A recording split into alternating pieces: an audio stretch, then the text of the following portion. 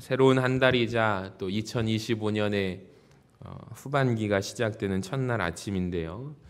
남은 6개월도 또 하나님을 전적으로 의지하시고 하나님의 도우심을 승리하는 이 7월 한 달이 되시기를 주님의 이름으로 간절히 축원합니다. 오늘 여호수아 4장을 통해서 가슴 뛰는 신앙 말씀으로 함께 은혜 나누기를 소망합니다. 그림을 보여주시면 이스라엘 백성들은 하나님께서 말씀하신 대로 지금 법궤죠, 언약궤를 어깨에 메고 요단 강물 앞에 섰습니다. 이제 첫 발을 내딛었을 때 그때 요단강이 어떤 일이 일어나냐면 갈라지게 됩니다. 그리고 이스라엘 백성이 요단강을 건널 수가 있습니다. 이스라엘 백성이 요단강을 건넌 이후에 이스라엘 백성들에게는 삶의 큰 변화가 있었습니다. 자, 그렇기 때문에 이스라엘 백성이 요단강을 건너게 된 것은 이스라엘 역사에 있어서 분기점과 같은 역할을 하는 것입니다. 우리도 이 7월 한 달 우리 귀한 하나님 앞에 신앙에 다시 한번 가슴 뛰는 신앙인으로 무장하여 또 성령 강림의 역사가 우리 모두에게 임하기를 간절히 소망합니다. 성경에서 강이라는 의미는 어떤 의미냐면 절망과 죽음이라는 뜻을 가지고 있습니다. 강은 지형적으로 보면은 땅을 나누는 경계의 역할을 하게 됩니다. 또 강물 앞에 사람이 발걸음을 멈추게 됩니다. 더 이상 앞으로 나아갈 수가 없는 것이기 때문입니다. 그러니까 이스라엘 백성들은 그런데 이 요단강을 하나님의 은혜로 건너게 되는 역사가 임하게 됩니다. 그러니까 이것은 불가능하게 된 사건이 하나님으로 말미암아 가능하게 된 사건이에요. 그러니까 하나님께서는 이스라엘 백성들에게 요단강을 건너게 하실 때 마치 마른 땅을 건너게 하듯이 땅을 밟고 육지처럼 건너게 하시고 지나게 하셨다는 것을 여러분 우리가 믿음으로 받으시기를 바랍니다. 그러니까 이스라엘 백성들이 이 요단을 건널 때는 계절적으로 보면은 강물이 불어 넘쳐서 범람하게 될 때의 시기였습니다. 그러니까 하나님께서는 이 범람하는 요단강 이 강물을 갈라내시고 또 바닥을 마르게 하셔서 백성들이 지나갈 때 육지같이 건너가게 하셨습니다. 그러니까 하나님께서는 놀라운 기적을 행하셨어요. 이스라엘 백성들을 약속의 땅, 축복의 땅으로 인도하셨습니다. 그러므로 이스라엘 백성이 요단강을 건넌 것은 이스라엘 역사에 있어서 말하자면 분기점과 같은 사건, 기념비적인 사건이라고 우리는 말할 수가 있는 거예요. 자, 오늘 본문 2절부터 3절을 한번 보세요. 하나님께서 여호수아에게 백성의 각 지파에 한 사람씩 몇 사람을 택하라? 12사람을 택하래요. 그들에게 명령하여 이르기를 요단 가운데 제사장들의 발이 굳게 선 그곳에서 돌 12를 택하여 그것을 가져다가 오늘 밤 너희가 유숙할 그곳에 두게 하라 라고 말씀하셨습니다. 그러니까 이스라엘 백성이 요단강을 건넌 후에 하나님께서는 여호수아에게 명령하시기를 지파별로 돌을 하나씩 각각 취하여 요단강 가운데 기념비를 세우게 하셨습니다. 6절을 보세요. 같이 읽어봅니다. 시작. 이것이 너희 중에 표징이 되리라. 후일에 너희의 자손들이 물어 이르되 이 돌들은 무슨 뜻이냐 하거든. 7절.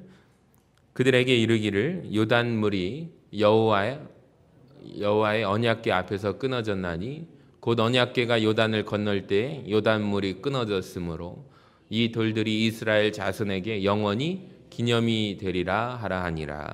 아멘. 그러니까 여호수아는 하나님께서 말씀하신 그 명령대로 지켜서 순종합니다. 그러니까 하나님께서는 이스라엘 백성들에게 하나님의 역사를 잊지 않게 하시기 위해서 지파별로 각 한 사람씩 돌을 하나씩 취하여 역사적인 기념물로 세우게 하셨습니다. 여러분 교회도 마찬가지 같아요. 그 역사적인 기념물 또 유적을 만드는 것은 어렵지 않습니다. 우리 한국 기독교 역사가 이제 140년을 넘어가면서 교회들마다 100주년을 넘긴 교회들이 많이 고민합니다. 100주년을 맞이하면서 우리 교회가 어떤 기념비를 세울까? 그래서 어느 교회에선 큰 돌비를 세우기도 하고 어느 교회에서는 교회 역사 기념책을 발간하기도 합니다. 우리 교회도 올해로 91년인데요. 많은 교회들이 근데 이 과정을 준비하면서 저는 무엇보다도 하나님 앞에서 기념비를 세우는 것, 또 어느 교회는 보니까 유적관을 세웠더라고요. 예전에 초창기에 드렸던 그 풍금이라고 해야 될까요? 그 오르간 같은 그 모든 악기들까지, 그리고 처음 목사님이 쓰셨던 성경책, 그리고 강대상도 내버리지 않고 그 기념관에 그것을 그대로 보존하면서 후대에게 보여주도록 하는 그 기념관도 세우는 모습을 제가 가서 본 적이 있습니다. 사실 수고스럽지만 열심히 준비하면 어렵지 않다고 합니다. 또 여러 가지를 또 찾아서 그 적절한 때에 기념비를 세우고 유적을 만드는 것은 사실 어렵지 않은 것 같습니다. 근데 더 중요한 게 있어요. 본질은 뭐냐면 그 하나님의 은혜를 사모하고 또 기억하고 있는가라는 것입니다.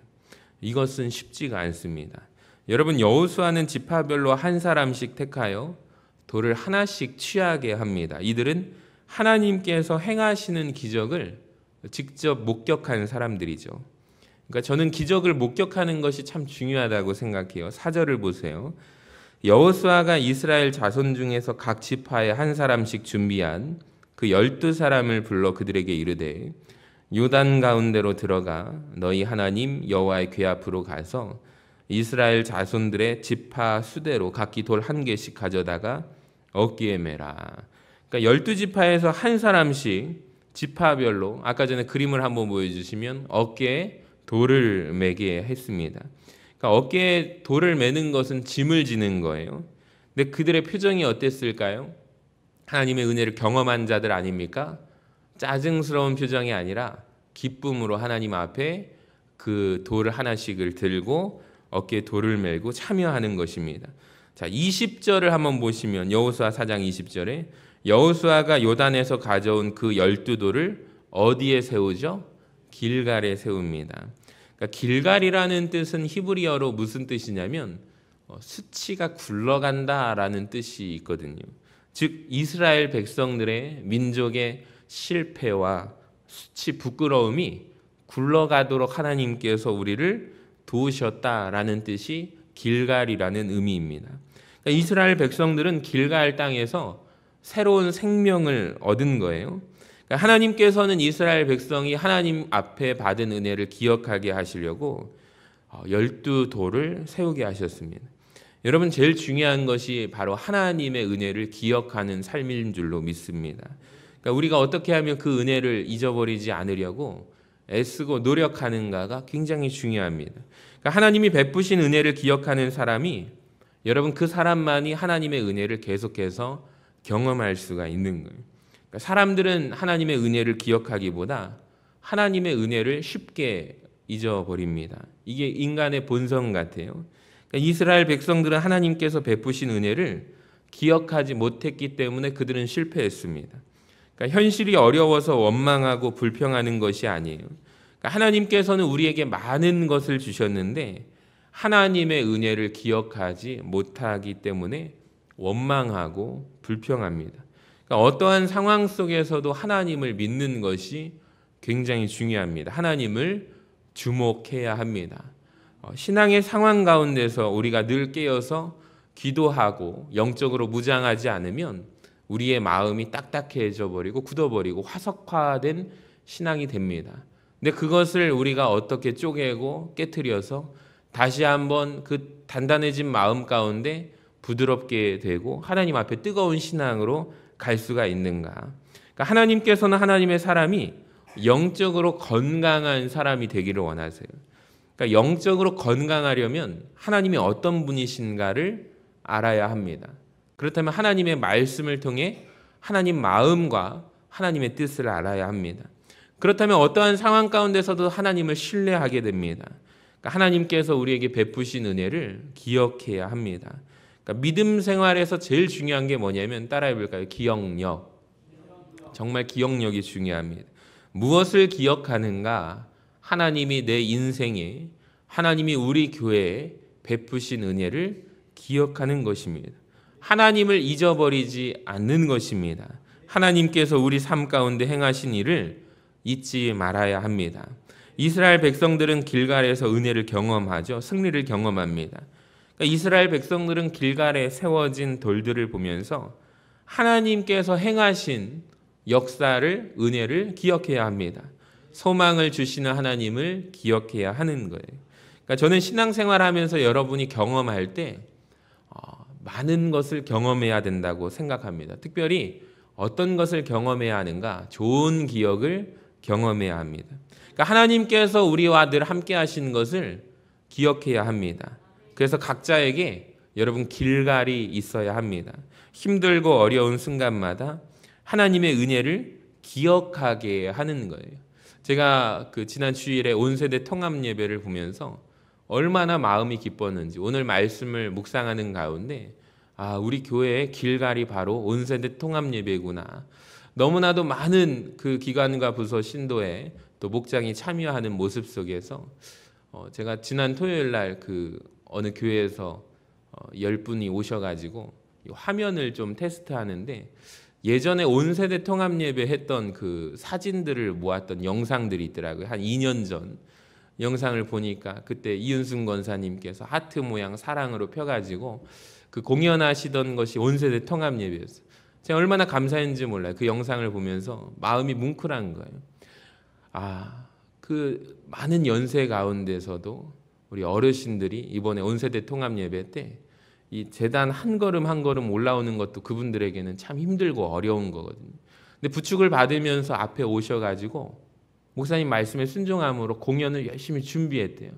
비록 잘 못했지만 예쁘게 봐주시라고 권사님 한 분이 저한테 조심스럽게 얘기해 주시는데 얼마나 마음이 뭉클한지 몰라요. 어린이들은 아마 모를 거예요. 무릎이 아프고 허리가 아프고 몸이 아픈 거를 모를 거예요. 근데 정말로 모든 세대가 온 세대가 하나님 앞에 기쁨의 찬송을 올려드리는 걸 보면 제가 우리 온세대 통합 예배가 우리 교회 길갈이구나. 이 시대적인 문화적 계승이 우리 모든 세대에게 흘러가기를 원합니다. 이 말씀을 묵상하면서 우리 교회가 더욱더 건강한 교회가 되었으면 좋겠다라는 생각이 되었어요. 힘들고 어려울 때마다 하나님의 은혜를 함께 기억하는 거예요. 마찬가지로 건강한 가정도 그렇습니다. 좋은 기억, 아름다운 기억이 많은 가정이 좋은 가정 아닙니까? 건강한 가정이. 그러니까 생각하기만 해도 기분 좋은 기억이 많습니다. 여러분 이와 마찬가지로 신앙생활하면서 좋은 교회, 좋은 목회자, 믿음의 좋은 친구들과 함께한 좋은 기억이 많은 사람이 저는 복 있는 사람이라고 생각해요.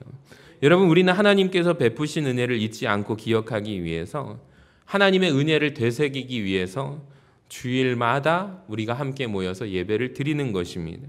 그러니까 설교란 무엇인가? 즉 하나님께서 행하신 일을 기억하게 하는 거예요. 그러니까 성경에 기록되어 있는 하나님의 역사를 마치 2025년을 사는 7월 1일 오늘 우리에게도 나와 같은 고백으로 나와 같은 경험으로 느껴지게 될 때 사람들은 말씀의 은혜를 받게 되는 것입니다. 우리가 성찬식을 했지만 왜 예수님께서 성만찬을 제정하셨나요? 떡과 포도주를 받으면서 2000년 전 예수님께서 지신 바로 십자가의 은혜를 경험하기 위해서 우리가 새벽마다 수고스럽지만 월삭 새벽 예배를 위해서 성만찬을 준비하는 것입니다.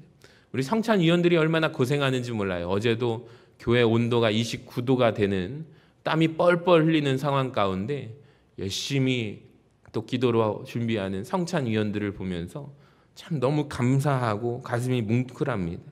이 성만찬의 사역이 중요하기 때문에 시간을 들여서 노력을 하여서 또 포도주를 준비하고 또 빵을 준비하면서 정말 정성으로 하나님 앞에 이 월삭 새벽 예배를 준비하는 것이죠. 그러니까 이 모든 것이 하나님 앞에 우리가 길갈에서 기념비를 세우라고 하는 것과 마찬가지입니다.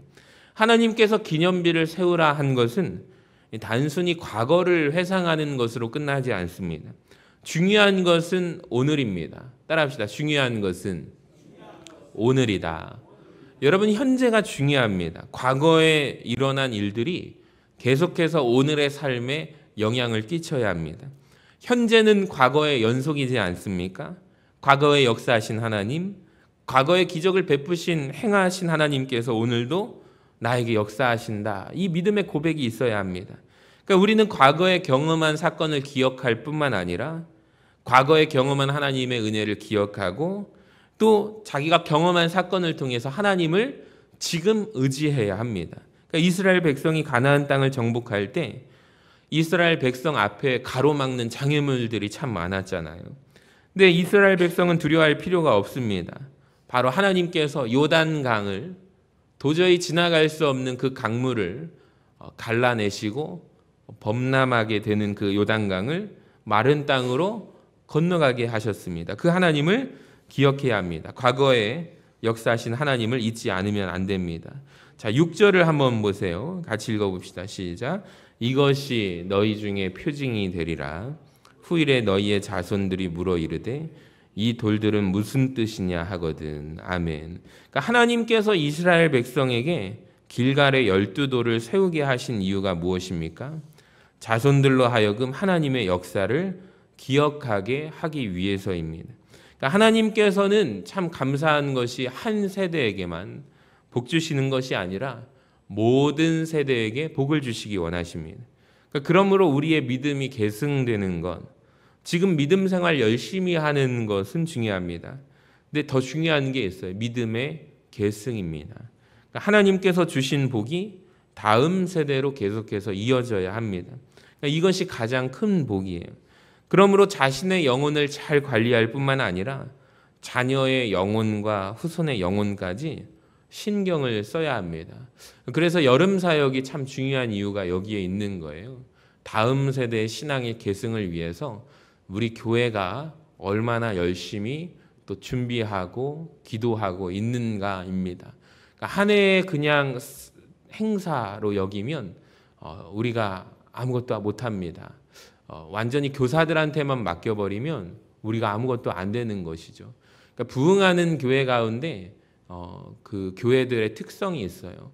뭐냐면 우리 어른들이 받은 은혜를 다음 세대에게 전해주는 것입니다. 교사를 모집할 때 듣는 말들이 여러 가지 있는 게 대표적으로 세 이야기가 이제는 저는 나이가 많이 먹어서 이제 그만둬야 될 것 같아요. 교사를 하시는 분들도 정확한 은퇴 시기를 잘 모릅니다. 그래서 대충 한 70 정도 교회에서 은퇴하시게 될 때 교사도 은퇴해야 되는 것 아니냐고 질문하시는 우리 어른들이 많이 있었습니다. 저도 늘 그게 궁금했어요. 언제 교사가 은퇴하는 것인가? 또 그런 생각이 들었고 또 이제 더 이상 한 5년 정도 했으면 이제 충분히 한 것 같습니다. 한 10년 정도 했으면 충분히 한 것 같습니다. 본인이 스스로 제한을 두는 거예요. 세 번째 제일 많이 듣는 소리가 애들하고 소통을 더 이상 할 수 없는 세대인 것 같습니다. 제가 노력을 해봤지만 아이들하고 학생들하고 소통하기가 어렵고 힘듭니다. 제가 이 세 가지 고민 앞에 사실 대답을 잘 못했습니다. 근데 부흥하는 교회를 가보고 나니까 그곳에 정말로 머리가 하얗신 권사님들도 있고 완전히 그 청년들도 있고 장년들도 있는데 골고루 섞어가지고 애들이 우리 반이 보통 한 대여섯 명 정도가 한 반으로 이루어졌는데 그곳에 가보니까 20명에서 30명 반 선생님이 3명 있더라고요. 그래서 이게 될까 했는데 되더라고요. 3명의 담임교사가 그 20명, 30명 아이들을 모아서 밖에 야외로 나가서 교회 구석구석에서 그 부흥한다는 교회는 강당 체육관에서 이 500명의 부서가 모여가지고 이게 분반 공부가 될까 엄청 시끄러워요. 막 웅성웅성 되는 속에서 막 선생님이 목에 핏대를 세우고 잘 듣고 있지? 그랬더니 네 하면서 교재를 듣고 하고 있는데 와, 이 불평하면 안 되겠구나. 근데 제가 느낀 게 하나 있어요. 열정이 있더라고요. 내가 왜 이걸 하는가를 알더라고요. 그러니까 내 자녀들만 챙기는 게 아니라 마치 모두가 자기 자녀처럼 생각하시더라고요. 그래서 한번 우리 교사 선생님들에게도 기회가 되면 정말 우리 교회가 부흥하는 교회를 찾아가서 그런 모습들을 보고 오면 눈빛이 달라지지 않을까라는 생각이 있습니다. 부산에서 또 모든 교회들이 지금 현장이 다 마찬가지래요. 교회마다 교회 학교 학생회가 없어진 교회들이 참 많다고 합니다. 근데 그 가운데 하나님께서 우리에게 다음 세대를 맡겨주셨는데 우리 교사 선생님들의 눈빛이 또 우리 교회 모든 교인들의 눈빛이 다음 시대 신앙 계승을 위해서 살아있고 열정이 넘치는 교회가 되기를 원합니다. 그 열정을 가지면 여름 사역은 승리합니다. 여름 사역의 제일 중요한 게 뭐예요? 내가 아는 하나님, 내가 만난 하나님을 우리 자녀들에게 전해주는 거예요. 각각의 1대1 선생님이 계시면 얼마나 좋을까요? 제가 이번에 그 가족들과 처제 조카죠. 애기하고 이제 바닷가 가가지고 저는 이제 말로 놀아주는 사람이고 저희 형님은 저기 몸으로 놀아주는 사람입니다. 그래서 저희 아이들은 형님하고 놀고 또 그 조카하고는 저하고 말로 놀았는데 1시간 동안 동화를 막 서로 만들어가는 동화 이야기도 하고 막 성경 이야기도 하고 하면서 1시간 동안 애기가 계속해서 말을 해달라는 거예요. 그래서 이모부 자꾸 말해달라고 해가지고 1시간 동안 계속해서 동화 3개를 만들어냈습니다. 그래서 제가 보면서 참 감사하고 또 그 애기가 주마다 한 달에 한 2번 정도 우리 교회 와가지고 이렇게 예배를 드리는데 참 감사하더라고요. 여러분 정말 하나님 앞에서 우리가 신앙생활을 대충 해서는 안 됩니다. 왜 그러냐면 오늘날 이 세상에서 믿음 지키기가 참 어려운 시대 아닙니까? 그러니까 신앙생활하면서 가슴이 뛰고 계십니까? 우리 옆에 분들에게 한번 물어볼까요? 당신의 가슴이 뛰고 계십니까? 시작. 당신의 가슴이 뛰고 계십니까? 죄송합니다. 새벽부터 옆에 분들에게 물어보라고 해서 죄송합니다. 그러니까 일주일 동안 살아가면서 신앙생활을 제대로 하지 않는다면 분명한 것은 주일 예배 때 은혜 받지 못합니다. 그러니까 신앙생활하면서 내가 가슴 뛰지 않는다면 믿음이 성장하지 않습니다.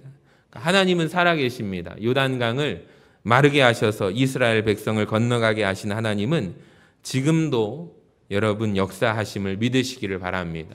그러니까 우리가 이 땅에서 편안하게 살다가 천국 가서 사는 것이 삶의 목표가 되어서는 안 됩니다. 그러니까 하나님은 어떤 분이신가를 이 세상 사람들에게 전해야 합니다. 2025년 하나님께서 상반기를 마감하게 하시고 후반기를 주셨어요. 오늘 7월 1일입니다. 여러분 삶 가운데 하나님께서 역사하신 삶의 흔적이 있어야 합니다. 살면서 경험한 하나님을 사람들에게 말할 수 있어야 합니다. 살면서 하나님의 역사를 경험한 사람은 가슴이 뜁니다. 그러니까 하나님께서는 우리가 하나님을 깊이 알기를 원하세요. 하나님께서는 우리가 날마다 하나님의 역사를 경험하기를 원하세요. 하나님의 역사를 경험하는 사람은 자신이 경험한 하나님을 사람들에게 말해야 하고 자신의 삶 속에 역사하신 하나님을 드러내야 합니다.